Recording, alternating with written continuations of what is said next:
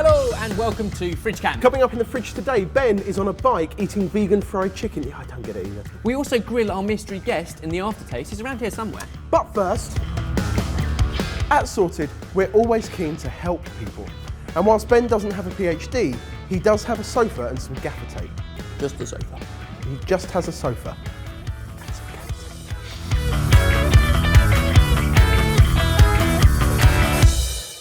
My mum was always an excellent cook, but there was just this one meal she used to make me and my brother and sister. Cashew nut and tomato risotto.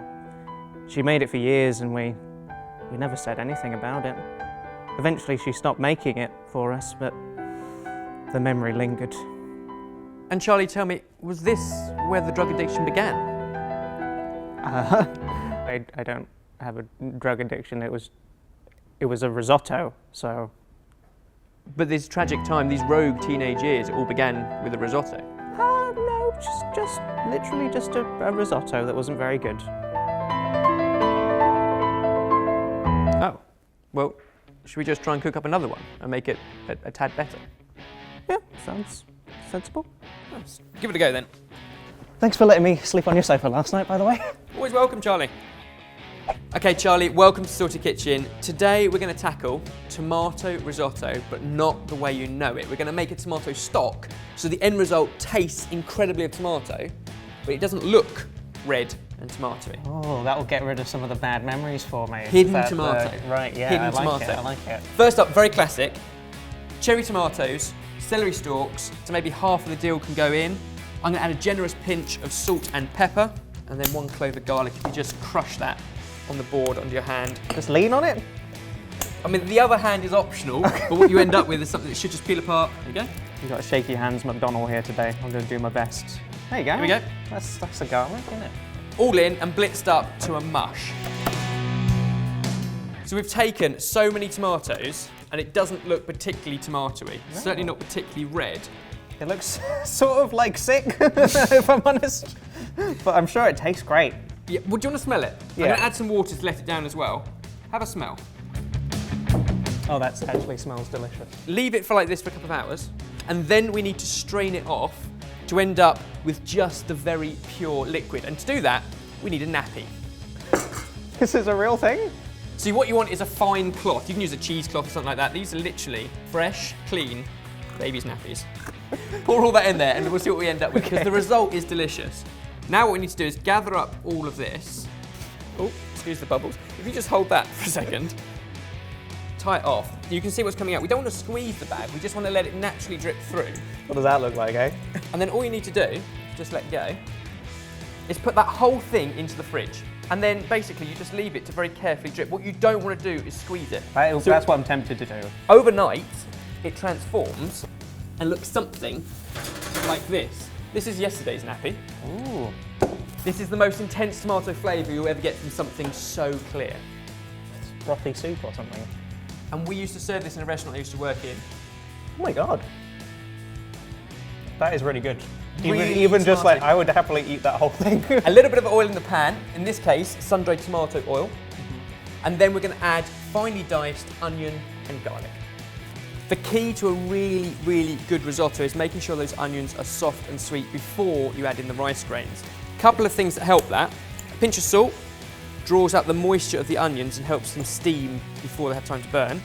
And the lid will do the same. So if you keep the lid on, it half fries them from underneath and half steams them from above. So they go super soft and sweet, and you want to give them a good 5 minutes or so, stirring every so often. Next we go in with some risotto rice. This is short, starchy grain. This is arborio. Stir all that in so that you're coating every grain in all of that amazing sun-dried tomato oil. Then you can add a glass of white wine. All you need to do is keep adding maybe 1 ladle of our stock at a time, bring it back up to a bubble, let the rice grains absorb all of that stock before adding in more. And the whole process, on and off, will take about 15 minutes. As we keep ladling and stirring, I want to ask you, where did the cashew nuts appear in this said risotto? She just put them in at the end, I think. It was always just, they were just like some full-on cashew nuts in there somewhere. So stirred through the risotto. The way I think we should use them today is to blitz them up with a bit of stale ciabatta, another clove of garlic, some fresh thyme and a drizzle of oil, and blend it up to a crumb. Going to scatter that on a baking tray and toast it off, so we've got a nice kind of garlicky, nutty crumb. to add texture on top of the risotto, not through it. So that's kind of what we're looking for, a nice creamy risotto. The rice grains are plumped up. You can see it looks creamy, even though there's nothing added other than this tomato stock. For the last minute of cooking, one more ladle and our asparagus. All I'm going to do is literally cut them in half, and they will all cook in the space of about a minute in that bubbling risotto. And then peas, they're just straight out the freezer. We've let them defrost. They're going to go in with the optional extra of mascarpone. All of that comes together, and then we're ready to serve with the crumb that's now come out of the oven. You can always come back for more, but I'm keen not to overfill the plate when it comes to risotto. Some of those sun-blushed tomatoes and this crumb, the only way really to do it is to sprinkle. And that's what you have. It's our take on a tomato and cashew nut risotto, inspired by a nostalgic dish. Sorted.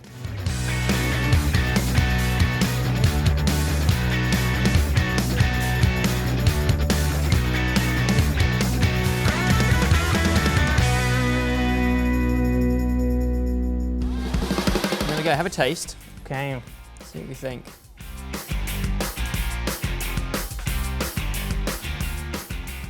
I can do that. Good. We're getting tomato out of that? That is so tomatoey. That's unreal. Unfortunately though, we're going to have to share it with a few of my other patients. Who knew risotto could solve so many issues? So we're not saying that tomato and cashew nut risotto was a crisis from your childhood, but what do we think of this?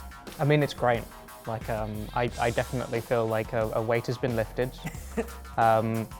There were some secrets hidden inside this risotto, you know, the secret tomato. And, you know, my secrets have come to the fore. I don't know, it's a risotto. It's good. It's good. Great job.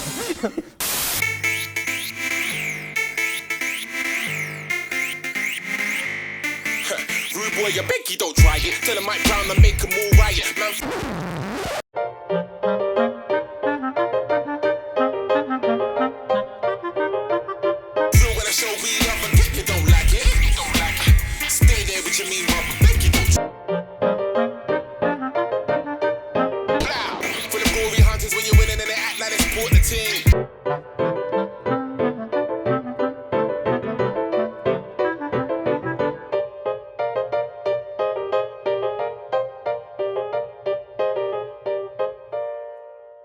So I'm here in Hackney at the Temple of Hackney, previously known as the Temple of Satan, where they used to have a street food stand at Brick Lane, and basically they've turned fried chicken, the thing that everyone knows and loves, completely vegan. And I've come here to get some lunch. I should probably stress Seitan, that's S-E-I-T-A-N, is basically wheat protein. So it's a meat substitute. It's got a real meaty texture, and that's what they're using here to substitute out for chicken.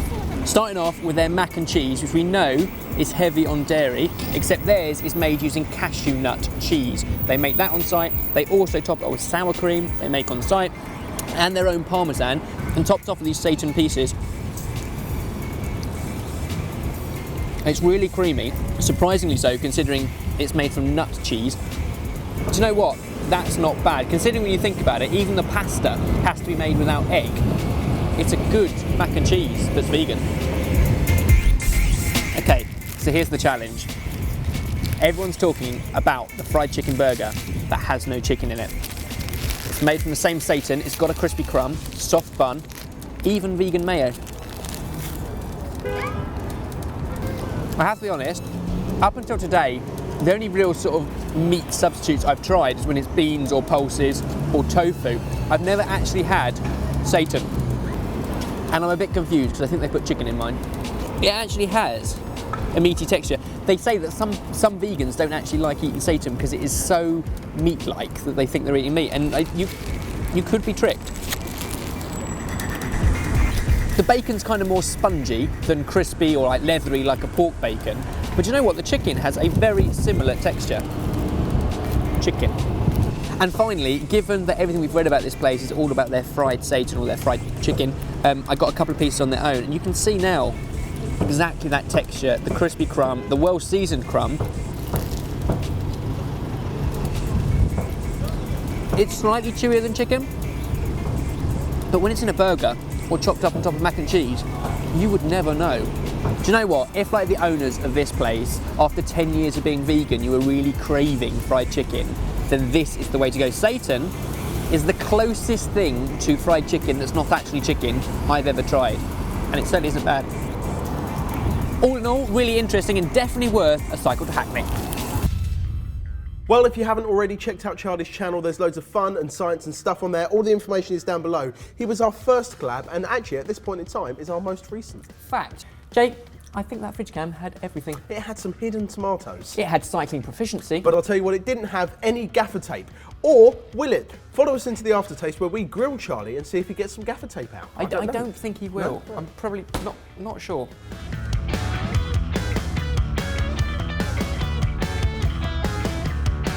Hello and welcome to Grilled. This is where we ask a selection of amazing questions that's going to deep dive into Charlie's soul and his past. Oh.